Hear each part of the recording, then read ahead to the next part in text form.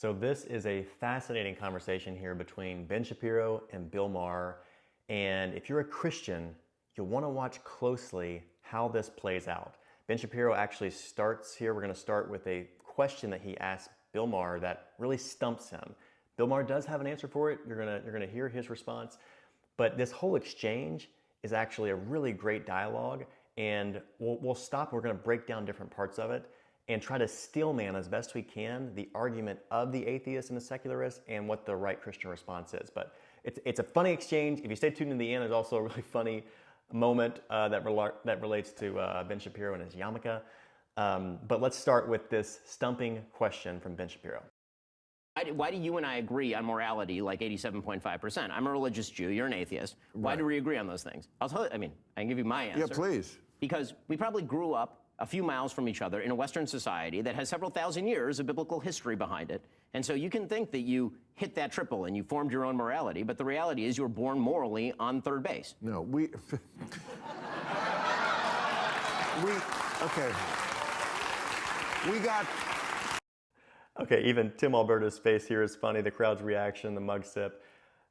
So this stumped Bill. You can tell like he's struggling with it as Ben is making the point of, hey, how is it that I believe morality comes from God and the Bible, and you are an atheist, total secularist that doesn't believe in that at all? How is it that our sense of morality can be so aligned? And you can tell Bill is actually, he's curious. He's like, he doesn't have an immediate answer to that, and he wants to hear Ben's suggestion. Of course he's going to disagree with it, but that's a powerful argument to ask, like, hey, how are we so aligned actually? And it ultimately exposes the question of, where does your morality really come from? And that's what we're going to see. So let's listen to what Bill responds with. It's actually a classic response that you'll hear from a secularist, and let's see how this exchange goes. We got that morality from the Enlightenment, which was an anti-religious movement. The founding fathers, they weren't religious people. They were deists. They weren't particularly Christy. Thomas Jefferson used the morality of the Bible when he was ripping all the miracles out of the Bible. Yes. He literally wrote a version of the Bible without the miracles. I mean, that is... We discussed this the last time I was here, and you... By the way, real quick, this is Tim Alberta. He's going to jump in. He's going to make a really interesting point. Listen to how he makes this case for the unique impact of Christianity. And he's had these kind of conversations with Bill Maher before, who has acknowledged some of these things. Here we go. You were talking about all of Jesus's teachings and how this was really radical new stuff, right? And how it changed the world. His basic philosophy, yes. And how without that, I mean, I think it's worth understanding that what the pivot point in history when we talk about Judeo-Christian ethics, but more specifically Christian ethics, what a turning point in history that represented for within the Roman Empire and beyond, in terms of medicine, in terms of care for the widow and the orphan. Much of what we would consider to be sort of good, moral, ethical behavior was not, in fact, a commonplace or mainstream thing several centuries ago. And so I think to Ben's point, some of that Why do we still do it? Why do we still admire it? Okay, let's jump back in here real quick. So Maher makes a couple of points there. We got to address them both really quickly here. His response, the classic response, was actually, our morality comes from the Enlightenment. It comes from man's reason and rationality. That's where our morality comes from. And the first thing to note here is, and Bill Maher is a really smart guy. A lot of the atheists and secularists that you're going to interact with are really smart. But the first thing to note is to ask, hey, where did those men of the Enlightenment, where did they grow up? What was the soil that they grew up in? They grew up in Europe, centuries of the similar, profoundly impacted culture shaped by a uniquely Christian ethic already. That's the culture that the men of the Enlightenment grew up in. And what the secularists in the Enlightenment did was they tried to disconnect a Christian ethic, by and large, from Christ, from God. But to pretend that they came up with this morality that we all recognize as beautiful, that's his question, right? Is, well, why do we still do it then? We recognize that it's a beautiful ethic, a beautiful morality. And to pretend that they came up with it is, it's revisionist history. The other piece that's very revisionist history is when he says that the founders were secular men, and he wants to lump them all together as we have a secular founding of this country. That is so not true. And as Christians, we need to be able to call that out. It's that is a horrendous knowledge of history, actually. And while people may sincerely believe that, there are people who are unfortunately manipulating things intentionally. But we'll have a separate video on this. But I want you to consider three things here. Number one, the examples that they use. The best examples they have for secularist founders were Ben Franklin and Thomas Jefferson. Even men like them, those men, they would still point to a biblical and Christian ethic and affirm that ethic, right? The rest of the founders were by and large Christian men, devoutly Christian men. And you can see that because I want you to consider this. Out of Congress, if you look this up, you can Google it. Go back and look at the national calls to prayer and repentance that came out of our federal government, out of Congress, unanimously passed by these supposed secularist men. Calls to repentance to God and even Jesus Christ coming unanimously from our Congress and from the office of the presidency, even up until the 1850s. You can look at this. And it's just such a revisionist view of history to pretend like these were secularist men disconnected from God. You can also look at the states. Many of them required you to profess a faith in God and even Jesus Christ to hold office in the states. The populace was 98% Christian and Protestant by and large. It's just such a revisionist history to pretend as though this nation was founded as a secular nation. It was actually founded on uniquely Christian values and principles under the one true God. And to suggest otherwise it needs to be called out. So let's not let that one slide. Now let's get to, Ben Shapiro's about to make a really interesting response. He uses another analogy, a powerful analogy, to answer Bill's question here, which is, well, why do we still do it? If we're now a secular nation, which yes, we've allowed it to slip so secular, it's a very sad thing, we'll talk about this. Why do we still appreciate this morality? Listen to this analogy from Ben Shapiro. To be sort of good, moral, ethical behavior was not, in fact, a commonplace or mainstream thing several centuries ago. And so I think to Ben's point, some of that Why do we still do it? Why do we still admire it? Because, because cut flowers die. Meaning that if the flower is the result of the root, and then you cut the flower, you can live on with a secular humanistic morality, be a moral person, be a good person, but it does not systemically maintain. If there's no actual outgrowth from a basis of belief that this is fundamentally demanded of you by a higher power, because you can't get from atheism to reductive morality just by pure reason, right? Even every atheist will acknowledge this.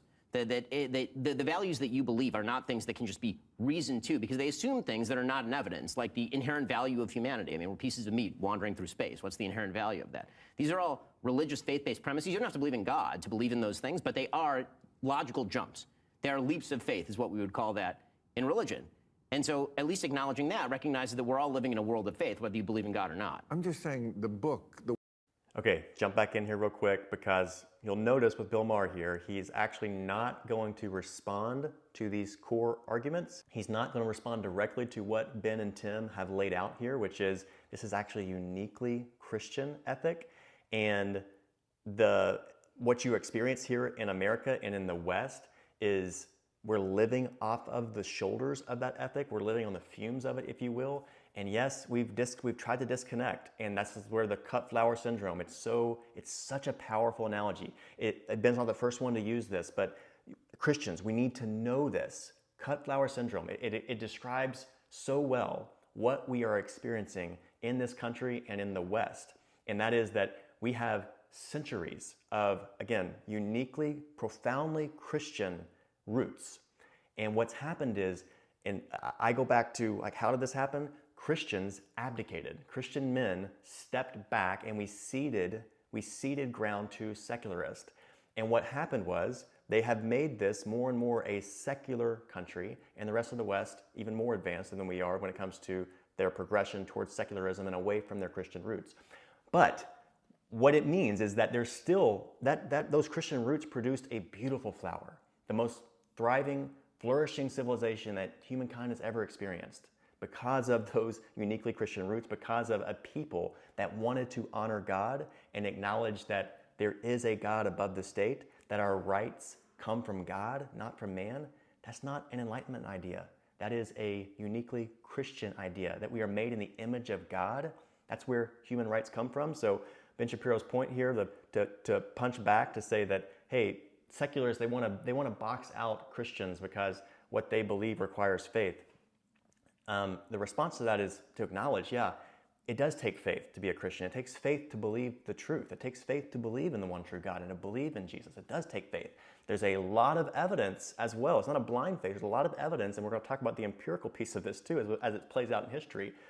But it takes a lot of faith to be an atheist and to be a secularist who doesn't want to acknowledge the one true God. That takes a lot more faith. So Christians, we have some hard questions to answer as well at times, like why does evil exist? Like those can be challenging questions. The questions that an atheist has to answer, so much more difficult. They don't want to call it faith, but if you want to call it presuppositions or logical leaps, they have to figure out, why are we here? How did we get here? And what is good versus bad? How do you know it? So just like Ben said, why are we just floating pieces of meat? Like why would life have an inherent value? The atheist, the secularist, they can't tell you why. They can say, oh, human reason will we believe this. It basically comes to the zeitgeist of a time. The Christian can say, we're made in the image of God. And he defines what is good, what is beautiful, what is virtuous, what is noble, what is just. We have a transcendent standard for those things. The secularist, they don't. And it actually causes a lot of issues. But here's what you're going to see as we jump back in. You're going to see Bill Maher, again, not really respond to these empirical arguments. These are not faith arguments they're making right now. These are empirical arguments to say that these are uniquely Christian. The life of Christ, imagine this, as Christians we know why this would be the case. But if God were to come down to earth, it would make a transformational impact on the world. And you might not, the secularists don't admit, the atheists don't admit that he was God, but we all can, and intellectually honest people should admit that Jesus had a transformational impact on the world. And the ethic that we enjoy in the West is uniquely shaped by him and his life. And okay, so let's get into Bill Maher. He's not going to acknowledge that. He's not going to actually even try to counter that. He's going to make a different argument here. He's going to come at our standard, the Christian standard, because Bill Maher does not have a transcendent standard, so he's just going to attack the Christian standard. So let's see what he does. It's actually a funny argument here. He makes a good attack. Let's listen to it. The wellspring from where you're getting this morality is so deeply flawed, even if it was just the slavery thing. And it's not just that. I mean, if you rape a woman, it's a property crime. We're talking about Bronze Age people who had a whole different way of looking at things, which was not as advanced as we are. And it's like, well, you know, we have these things. It's like saying, well, jump in the pool. There's only one turd in there. Well, it's more like saying that as a religious person, the basic idea is that God has to speak to humans of the time, and then human beings have to apply their reason. This is why the relationship between reason and faith is not just you take it on faith and you do whatever the Bible says. I mean, this is why there's a developed oral tradition in Judaism, or this is why there's a developed natural law tradition in Catholicism. I mean, the idea is that it's an admixture of human reason and those faith-based principles. But here's the real question. Okay, let's jump back in here. Bill Maher makes a really funny argument and attack here, and it's fair. Like, we as Christians, we need to be able to answer this. You're going to get this because again, the secularists do not have a standard. They don't have a transcendent standard they can point to.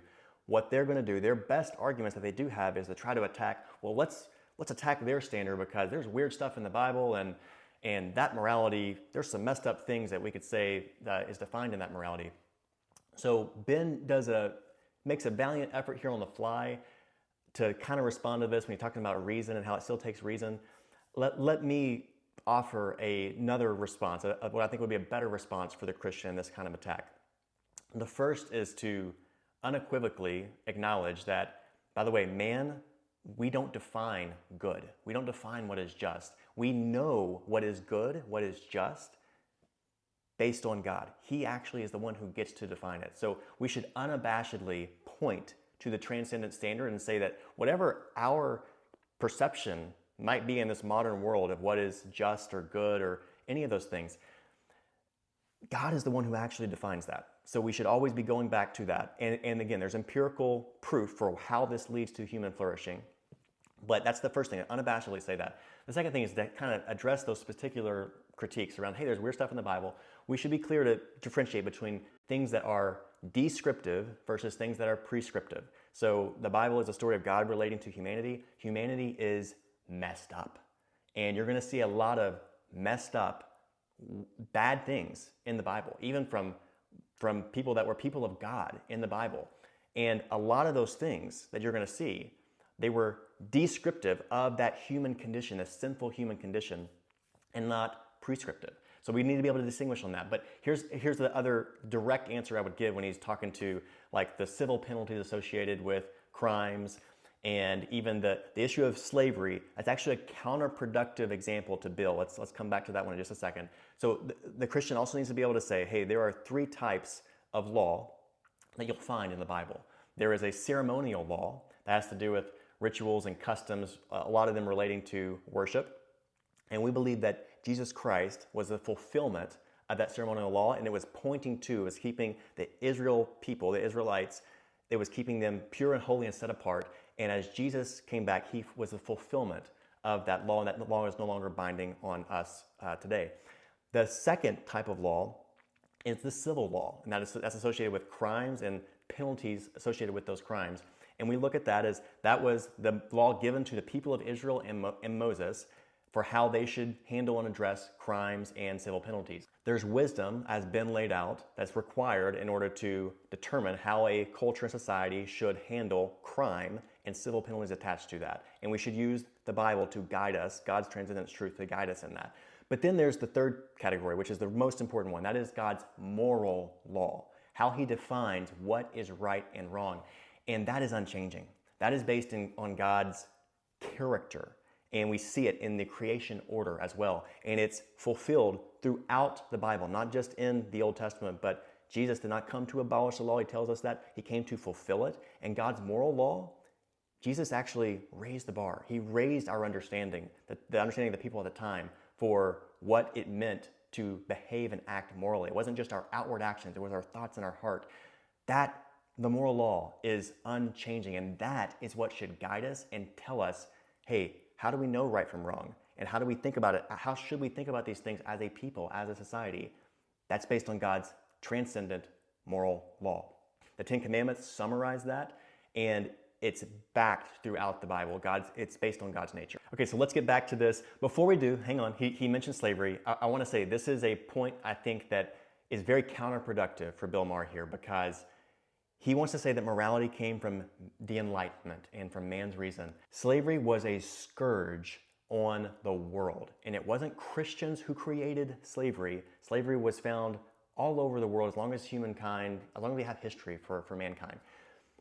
It was Christians, though. Yes, Christians were engaged in this habit and this practice, but it was Christians who were able to expose it and expose the evils of chattel slavery. It was men like William Wilberforce and the Clapham sect who led the abolitionist movement and got rid of the evils of chattel slavery. They were able to, what did they do? How did they do it? This is why it's counterproductive for him. How did they do it? They didn't point to man's reason, and they actually were able to look at God's transcendent moral law and say, hey, this is wrong. I know the whole world's been doing it for so long, and there's some Christians that want to use that same source, that transcendent source, to argue that it's actually okay, that we can treat people like this. And we were able to actually realize, hey, by God's grace, what the true interpretation of that moral law was in God's heart for humanity, to not be subjugated and inhumanely treated in this way. So that's actually an example. Christians will get it wrong, by the way. You'll see those attacks. Let's steelman the argument a little bit more while we're on this subject. You will also hear from secularists, well, there has been so much evil that's been done under the name of Christian nations and Christians. How could we ever trust Christians with this? Two big responses here. One is to acknowledge, yes, Christians are sinful. And you're going to find Christians, even under the name of Christianity, abusing it and using it wrong. You're going to find that. But here's the contrast to secularism. The Christian ethic, that is what the moral law, that is what is pure and beautiful. And it's not the ethic in the moral law that is wrong. And if you have a people group, this is the beauty of it, you have a people group that is submitting to the one true God, and they believe that there is a God above man, there is a God above the state, unlike the secularist who believes there is no God above man or a God above the state. If you have a people that acknowledges that, you can point them back and say, hey, let's go back to the source from that God, his revealed will. How should we think about this? You can convict hearts and minds for God's unchanging moral truth and call it out and expose sin because you have a transcendent standard. The secularist, they can't do that. They don't have any standard to root it in. The second quick point I would make is study history. Study history and compare the states that were secular, that did not have a Christian root or foundation, versus the ones that did have a profoundly Christian foundation.